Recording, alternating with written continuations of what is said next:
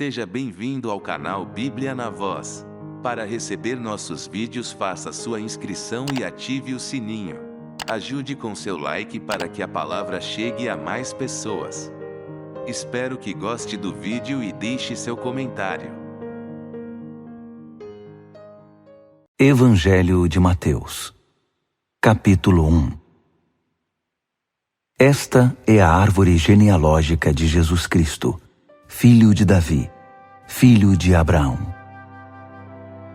Abraão foi pai de Isaque. Isaque foi pai de Jacó. Jacó foi pai de Judá e de seus irmãos. Judá foi pai de Pérez e de Zerá. A mãe deles foi Tamar. Pérez foi pai de Esrom. Esrom foi pai de Arão. Arão foi pai de Aminadab. Aminadab foi pai de Naasson. Naasson foi pai de Salmão. Salmão foi pai de Boaz. A mãe de Boaz foi Raabe. Boaz foi pai de Obed. A mãe de Obed foi Rute. Obed foi pai de Jessé. Jessé foi pai de Davi. E Davi tornou-se rei. Davi foi pai de Salomão. A mulher de Urias foi sua mãe. Salomão foi pai de Roboão. Roboão foi pai de Abias. Abias foi pai de Asa. Asa foi pai de Josafá. Josafá foi pai de Jorão. Jorão foi pai de Uzias. Uzias foi pai de Jotão. Jotão foi pai de Acás. Acás foi pai de Ezequias. Ezequias foi pai de Manassés. Manassés foi pai de Amon. Amon foi pai de Josias. Josias foi pai de Jeconias e de seus irmãos. Foi nessa época que o povo foi levado para o exílio na Babilônia. Depois que o exílio na Babilônia terminou, Jeconias foi pai de Salatiel. Salatiel foi pai de Zorobabel. Zorobabel foi pai de Abiúde. Abiúde foi pai de Eliaquim. Eliaquim foi pai de Azor. Azor foi pai de Sadoque. Sadoque foi pai de Aquim. Aquim foi pai de Eliúde. Eliúde foi pai de Eleazar. Eleazar foi pai de Matã. Matã foi pai de Jacó. Jacó foi pai de José, marido de Maria. Maria que foi mãe de Jesus. Jesus que foi chamado o Cristo. Houve 14 gerações de Abraão a Davi, mais 14 de Davi ao exílio na Babilônia, e outras 14 do exílio na Babilônia até Cristo. O nascimento de Jesus aconteceu assim. Sua mãe Maria estava prometida em casamento a José, mas antes que se casassem, José descobriu que ela estava grávida. Isso aconteceu pelo poder do Espírito Santo. José se sentiu envergonhado, mas como era de espírito nobre, resolveu tratar o assunto com discrição, de modo que Maria não passasse por humilhação pública. Enquanto pensava no que fazer, ele teve um sonho, e no sonho, o anjo de Deus falou: José, filho de Davi, não tenha medo de se casar. Maria está grávida pelo Espírito Santo. Ela dará à luz um filho, e você, José, a ele dará o nome de Jesus. Deus salva, porque ele salvará o povo dos pecados deles. Era o cumprimento da palavra do profeta. Prestem atenção. A virgem ficará grávida e dará à luz um filho. Eles o chamarão Emanuel, Deus conosco, em hebraico. Então José acordou e fez exatamente o que o anjo de Deus lhe havia ordenado no sonho. Casou-se com Maria. Entretanto, não consumou o casamento enquanto ela não teve o menino, a quem chamou Jesus. Mateus, capítulo 2. Depois que Jesus nasceu na aldeia de Belém, durante o reinado de Herodes, um grupo de sábios, vindo do Oriente, chegou a Jerusalém. Eles perguntavam: onde poderemos encontrar e homenagear o recém-nascido rei dos judeus? Observamos no céu do Oriente a estrela que marcou o seu nascimento. Fizemos esta peregrinação para adorá-lo. Quando ficou sabendo disso, Herodes ficou apavorado. Não só ele, mas também quase toda Jerusalém. Herodes não perdeu tempo. Reuniu os sacerdotes e líderes religiosos da cidade e perguntou: onde o Messias deveria nascer? Eles responderam: em Belém, no território de Judá. O profeta Miqueias escreveu claramente a respeito. Ó Belém, na terra de Judá, não será mais desprestigiada. De suas colinas virá o líder que irá pastorear e governar meu povo, meu Israel. Herodes, então, convocou uma reunião secreta com os próprios sábios. Fingindo-se devoto, conseguiu que o informassem da época exata em que a estrela aparecera. Então, contou a eles sobre a profecia a respeito de Belém e pediu: tratem de encontrar essa criança. Procurem em toda parte. E assim que a encontrarem, me avisem, pois quero me juntar a vocês quando forem adorá-la. Instruídos pelo rei, eles partiram.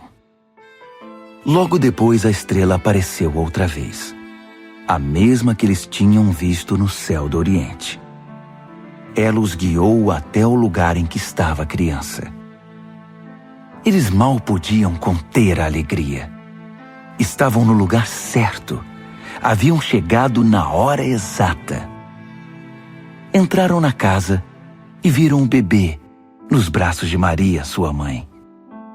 Num gesto de submissão, ajoelharam-se e o adoraram. Em seguida, abriram a bagagem e entregaram os presentes: ouro, incenso, mirra. Depois, num sonho, foram advertidos a não dizer nada a Herodes.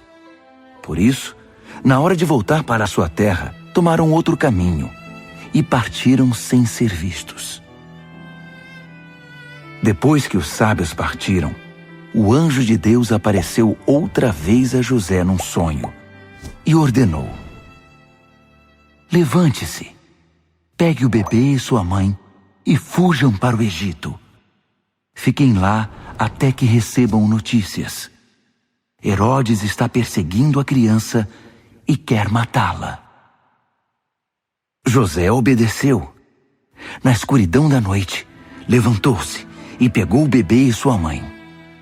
Prosseguiram viagem e foram até o Egito. Eles viveram no Egito até a morte de Herodes. Esse exílio cumpriu o que Oséias havia profetizado: do Egito chamei o meu filho. Herodes ficou furioso ao saber que os sábios o haviam enganado e ordenou o assassinato de todos os meninos de até 2 anos de idade que viviam em Belém e nas colinas ao redor, idade escolhida com base na palavra dos sábios. Assim, a palavra de Jeremias se cumpriu. Ouviu-se um som em Ramá, de choro e muito lamento. É Raquel chorando por seus filhos. É Raquel recusando receber consolo. Seus filhos se foram. Estão mortos e enterrados. Depois disso, quando Herodes morreu, o anjo de Deus apareceu em sonho a José no Egito. Levante-se, pegue a criança e sua mãe e voltem para Israel. Todos os que queriam matar a criança estão mortos. José obedeceu. Levantou-se, pegou a criança e sua mãe e eles voltaram para Israel. Mas quando ele soube que Arquelau sucedera seu pai Herodes como rei da Judéia, ficou com medo de ir para lá. Mais uma vez, orientado em sonho, rumou para as colinas da Galileia. Ao chegar ali, foi morar na aldeia de Nazaré. Essa mudança foi o cumprimento das seguintes palavras proféticas: ele será chamado Nazareno. Mateus, capítulo 3. Enquanto Jesus vivia nas colinas da Galileia, João, conhecido como o Batista, pregava no deserto da Judéia.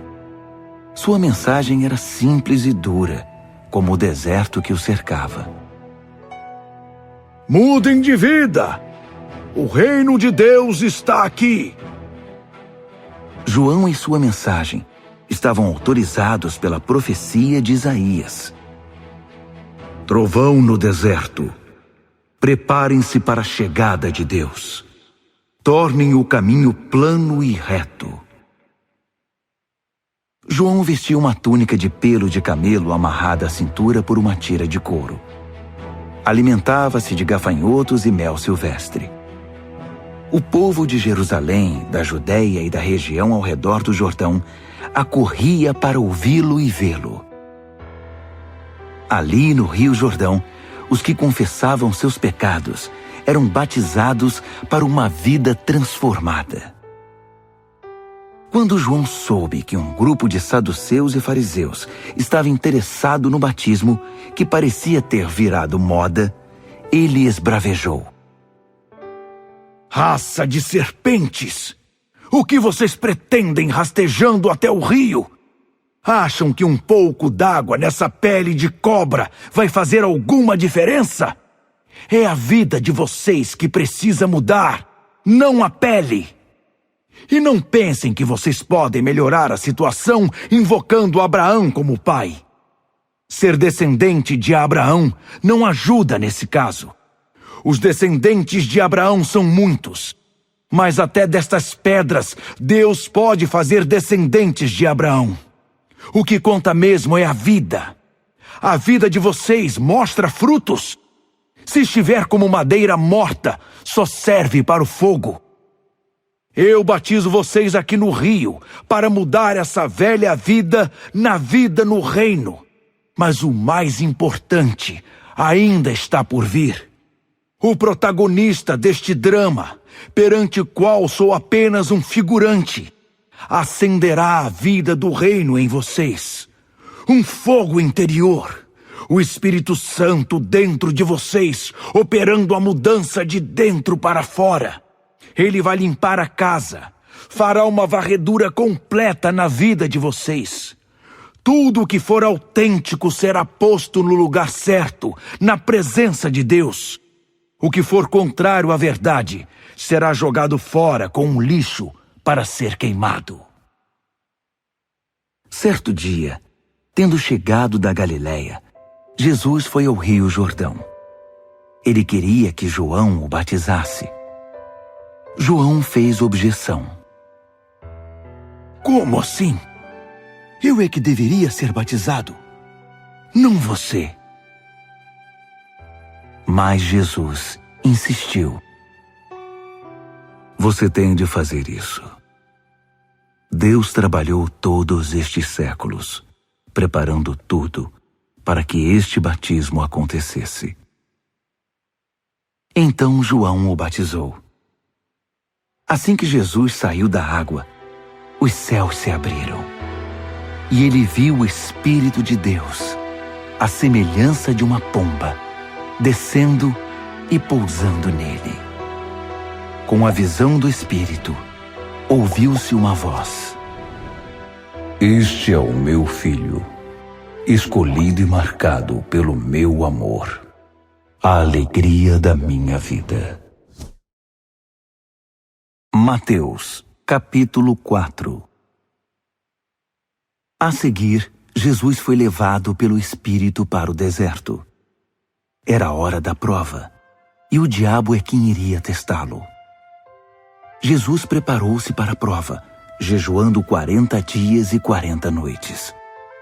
O jejum deixou-o com muita fome, e o diabo aproveitou-se disso para aplicar a primeira prova. Já que você é o Filho de Deus, dê a ordem que transformará essas pedras em pães. Citando o Deuteronômio, Jesus respondeu: É preciso mais que pão para permanecer vivo. São necessárias palavras firmes, que procedem da boca de Deus. Para a segunda prova, o diabo levou Jesus à cidade santa. Ele o pôs na parte mais alta do templo e desafiou-o. Já que você é o Filho de Deus, pule! Para instigá-lo, o diabo citou o Salmo 91. Ele o entregou ao cuidado dos anjos. Tanto o protegerão que você não machucará nem mesmo o dedo numa pedra. Jesus contra-atacou com outra citação de Deuteronômio. Não tenha ousadia de testar o Senhor seu Deus. Para a terceira prova, o diabo transportou-o até o pico de uma imensa montanha. Tentando ser convincente, mostrou-lhe todos os reinos da terra, com todo o seu fascínio. Então, fez a proposta. Tudo isso é meu. Basta que você se ajoelhe e me adore, e tudo será seu. A resposta de Jesus foi curta e direta. Caia fora, Satanás. E mais uma vez recorreu a Deuteronômio para repreendê-lo. Adore somente ao Senhor seu Deus. Sirva ao Senhor com absoluta inteireza de coração. Fim da prova. O diabo fugiu, e no lugar dele vieram anjos. Anjos cercaram Jesus e cuidaram dele. Quando soube que João havia sido preso, Jesus voltou para a Galiléia. Mudou-se de Nazaré, sua cidade natal, para a aldeia de Cafarnaum, junto ao mar da Galiléia, no sopé dos montes de Zebulon e Naftali. Essa mudança cumpriu a previsão de Isaías. Terra de Zebulon, terra de Naftali, caminho para o mar, região do Jordão, Galiléia, encruzilhada das nações. O povo que vivia nas trevas viu grande luz. Assentados naquela escura região da morte, viram o sol raiar. A mensagem profética de Isaías cumpriu-se na Galiléia, no momento em que Jesus começou a pregar. Ele continuou do ponto em que João havia parado. Mudem de vida. O reino de Deus está aqui. Caminhando pela praia do mar da Galiléia, Jesus avistou 2 irmãos, Simão, mais tarde chamado Pedro, e André. Eles estavam pescando, lançando as redes no mar. Era nisso que trabalhavam. Jesus convidou: Venham comigo. Vou fazer de vocês um novo tipo de pescadores. Vou mostrar como pescar pessoas em vez de peixes. Sem ao menos fazer uma pergunta, eles simplesmente largaram as redes e foram com ele. A uma pequena distância da praia, ele viu outros 2 irmãos, Tiago e João, filhos de Zebedeu, que estavam assentados no barco com o pai, consertando as redes. Jesus fez aos 2 a mesma proposta, e eles nem hesitaram. Deixaram o barco e o pai e o acompanharam. Dali, Jesus percorreu toda a Galiléia. Ele ia às sinagogas, que eram um lugar de reunião, e ensinava a verdade de Deus ao povo. O tema de sua mensagem era o reino de Deus, que a partir daquele momento eles estariam sob o bondoso governo de Deus. Ele também curou pessoas de suas doenças e de seus males. A notícia a seu respeito percorreu toda a província romana da Síria. As pessoas traziam todos que tivessem alguma doença, mental, espiritual, emocional ou física.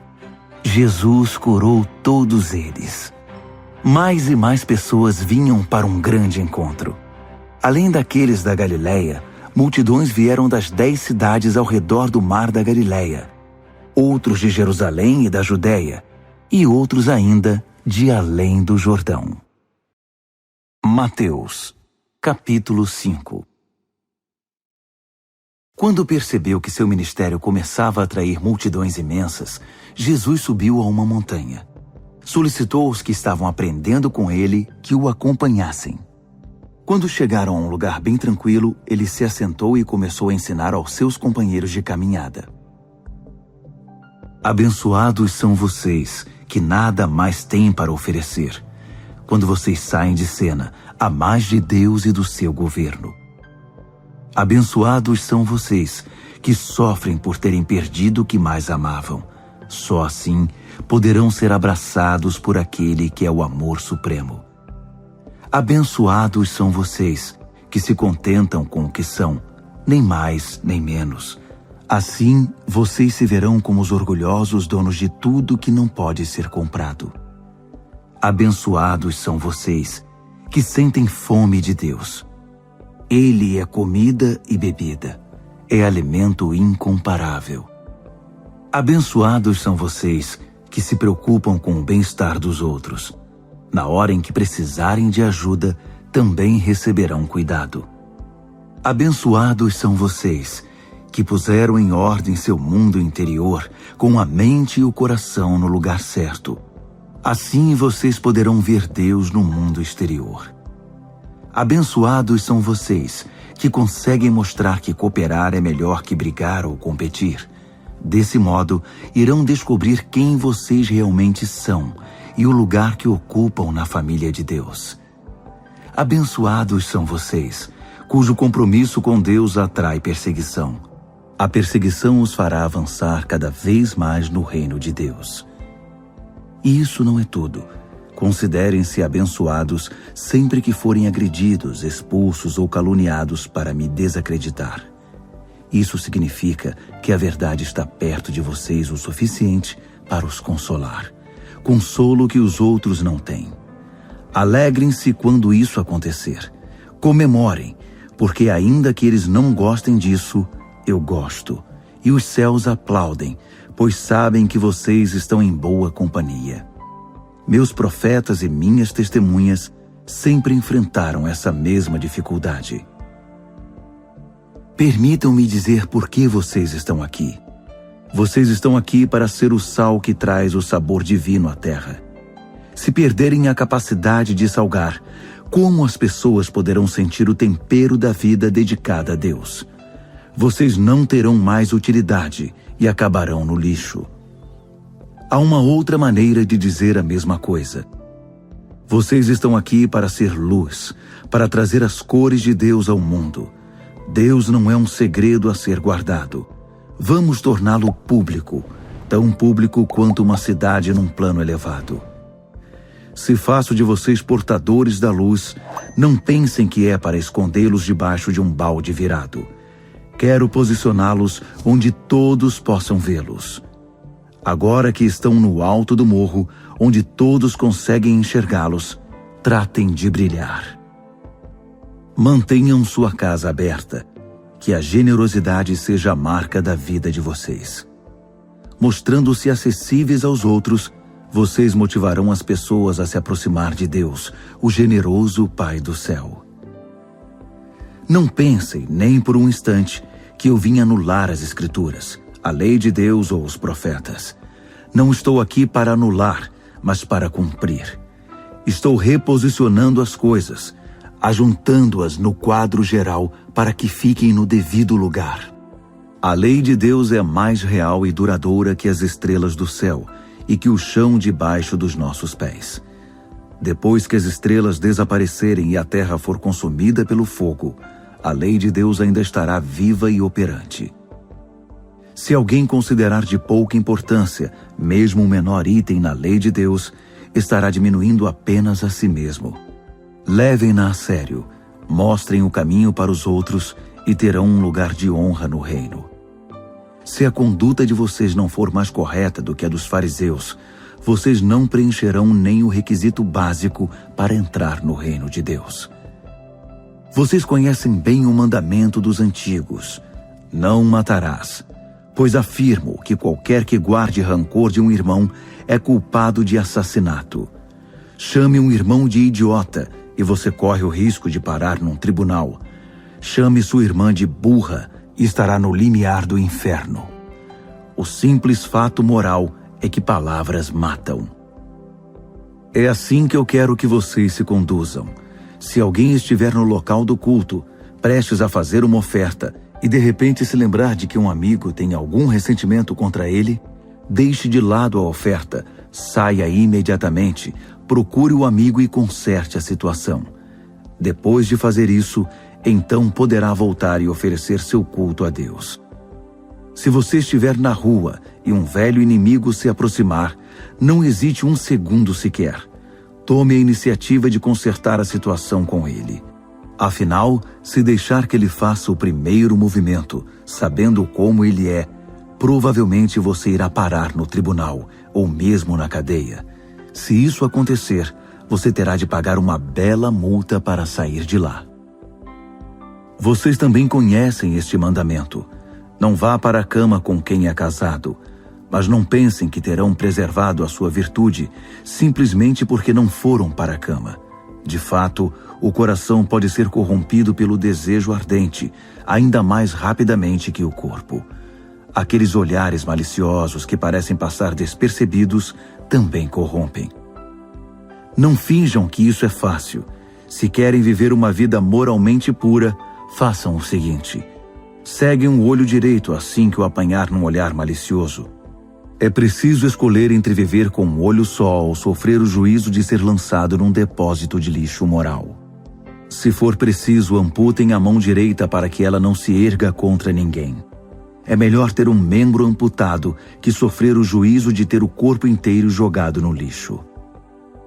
Estão lembrados do que dizem as Escrituras: quem se divorciar de sua esposa, que o faça legalmente, dando-lhe o documento de separação e seus direitos legais. Muitos de vocês estão usando essa lei como desculpa para seu egoísmo e seus caprichos, fingindo que estão fazendo algo justo só porque é legal. Por favor, parem de fingir. Se você se divorciar da sua esposa, será responsável por torná-la adúltera, a não ser que ela já o seja por ter se tornado promíscua. Se você se casar com uma adúltera divorciada, será automaticamente um adúltero. Você não pode usar a cobertura da lei para mascarar uma falha moral. Não digam nada que não tenham a intenção de cumprir. Esse conselho está impregnado em nossas tradições. Vocês só pioram a situação quando jogam aquela conversa piedosa: vou orar por você, mas nunca oram. Ou, Deus abençoe você, mas falam apenas da boca para fora. As palavras não se tornam verdadeiras só porque foram enfeitadas com floreios religiosos. Na verdade, a tentativa de fazê-las soar mais religiosas as tornam menos verdadeiras. Digam apenas sim e não. Quando vocês manipulam as palavras, cometem um grande erro. Este é outro ditado antigo que merece nossa atenção: olho por olho, dente por dente. Pergunto se isso nos leva a algum lugar. Aqui está o que proponho: não revide de jeito nenhum. Se alguém bater no seu rosto, ofereça-lhe o outro lado. Se alguém o levar ao tribunal e exigir sua camisa, embrulhe para presente seu melhor casaco e entregue-o a ele. Se alguém se aproveitar de você para levar vantagem injustamente, aproveite a ocasião para praticar a vida de servo. Nada de pagar na mesma moeda. Viva generosamente. Vocês conhecem a antiga lei: amem seus amigos E seu complemento não escrito: odeiem seus inimigos. Quero redefinir isso. Digo que vocês devem amar os inimigos. Deixem que tirem o melhor de vocês, não o pior. Se alguém fizer mal a vocês, reajam com a força da oração, pois assim agirão do fundo do seu verdadeiro ser, do ser que Deus criou. É o que Deus faz. Ele dá o melhor. O sol que aquece e a chuva que traz vida, a todos, sem distinção. Os bons e os maus, os simpáticos e os antipáticos. Se tudo o que vocês fazem é amar apenas quem é amável, que recompensa esperam receber? Qualquer um pode fazer isso. Querem uma medalha por cumprimentar apenas os que são simpáticos com vocês? Qualquer pecador desqualificado age assim. Resumindo, o que quero dizer é: cresçam. Vocês são súditos do reino. Tratem de viver como tais. Assumam sua identidade criada por Deus. Sejam generosos uns para com os outros, pois Deus age assim com vocês. Mateus, capítulo 6. Quando fizerem o bem, tenham cuidado para que seu gesto não vire peça de teatro. Pode até ser um bom espetáculo, mas Deus não vai aplaudir. Quando for ajudar alguém, não chame atenção para você mesmo. Você já viu gente assim em ação, tenho certeza. Eu os chamo atores. Eles vão orar nas esquinas como se elas fossem palcos, atuando para o público, interpretando para as multidões.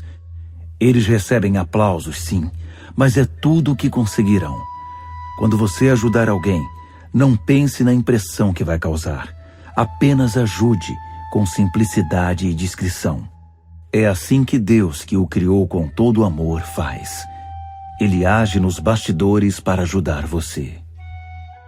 E quando forem à presença de Deus, também não façam disso uma produção teatral. Essa gente que faz da oração um show está buscando o estrelato. Vocês acham que Deus está no camarote apreciando o espetáculo? É assim que eu quero que vocês façam.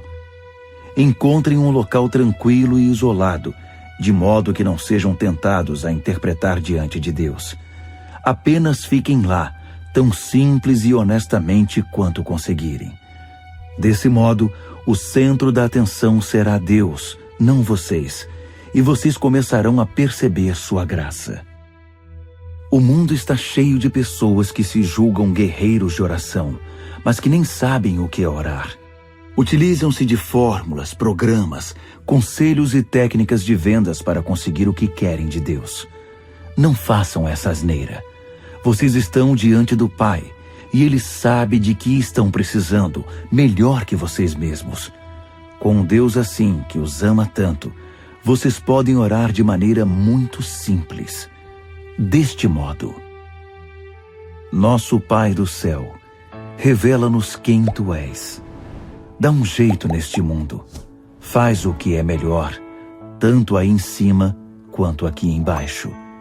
Conserva-nos vivos com 3 boas refeições. Preserva-nos perdoados por Ti e perdoando os outros. Guarda-nos de nós mesmos e do diabo. Tu estás no comando. Tu podes fazer tudo o que quiseres. Tua beleza é fascinante. Amém, amém, amém. Na oração, há uma conexão entre o que Deus faz e o que você faz. Por exemplo, você não pode obter perdão de Deus se não perdoa os outros. Se recusar fazer a sua parte, você estará separado de Deus. Quando jejuarem para se concentrar em Deus, não façam disso um espetáculo. Vocês podem até conquistar seus 15 minutos de fama, mas isso não os tornará santos. Se você estiver exercitando alguma disciplina espiritual no coração, haja normalmente diante dos outros. Lave bem o cabelo e o penteie, escove os dentes e lave o rosto. Não é preciso nenhum artifício para chamar a atenção de Deus. Ele não vai deixar de ver o que você está fazendo. Ele o recompensará muito bem. Não acumulem neste mundo tesouros que podem ser devorados por traças, corroídos pela ferrugem, ou pior, roubados. Prefiram um tesouro no céu, pois ali estará salvo das traças, da ferrugem e dos ladrões. Não parece óbvio? Saibam que o lugar em que vocês mais desejam estar é perto do seu tesouro. E é lá que acabarão indo parar. Os olhos são as janelas do corpo. Se vocês abrirem bem os olhos com admiração e fé, seu corpo se encherá de luz. Se viverem com olhos cheios de cobiça e desconfiança, seu corpo será um celeiro cheio de grãos mofados. Se fecharem as cortinas dessas janelas, sua vida será uma escuridão. Vocês não podem adorar dois deuses ao mesmo tempo. Amando um Deus, acabarão odiando o outro. A adoração a um alimenta o desprezo pelo outro. Vocês não podem adorar a Deus e ao dinheiro. Se vocês se decidirem por Deus vivendo para cultuá-lo, não ficarão aflitos com a comida que terão de pôr na mesa, ou se o guarda-roupa está fora de moda. Há muito mais coisas na vida que a comida que vai para o estômago. Há muito mais coisas para se ver que as roupas que vocês usam. Olhem para as aves, livres e desimpedidas. Não estão presas a nenhum emprego e vivem despreocupadas aos cuidados de Deus. E vocês valem para Ele muito mais que os passarinhos. Será que alguém consegue ficar 1 centímetro mais alto, preocupado diante do espelho? Todo esse tempo e dinheiro gasto com moda, pensam que faz muita diferença? Em vez de correr atrás da moda, caminhem pelos campos e observem as flores silvestres. Elas não se enfeitam nem compram, mas vocês já viram formas e cores mais belas? Os 10 homens e mulheres da lista dos mais bem vestidos iriam parecer maltrapilhos comparados às flores. Se Deus dá tanta atenção à aparência das flores do campo, e muitas delas nem mesmo são vistas, não acham que Ele irá cuidar de vocês, ter prazer em vocês e fazer o melhor por vocês? Quero convencê-los a relaxar, a não se preocuparem tanto em adquirir. Em vez disso, prefiram dar, correspondendo assim ao cuidado de Deus. Quem não conhece Deus e não sabe como Ele trabalha, é que se prende a essas coisas. Mas vocês conhecem Deus e sabem como Ele trabalha. Orientem sua vida de acordo com a realidade, a iniciativa e a provisão de Deus. Não se preocupem com as perdas e descobrirão que todas as suas necessidades serão satisfeitas. Prestem atenção apenas no que Deus está fazendo agora e não se preocupem quanto ao que pode ou não acontecer amanhã. Quando depararem com uma situação difícil, Deus estará lá para ajudá-los. Mateus, capítulo 7.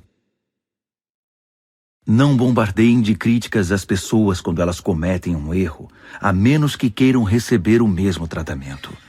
O espírito crítico é como um bumerangue. É fácil ver uma mancha no rosto do próximo e esquecer-se do feio riso de escárnio no próprio rosto.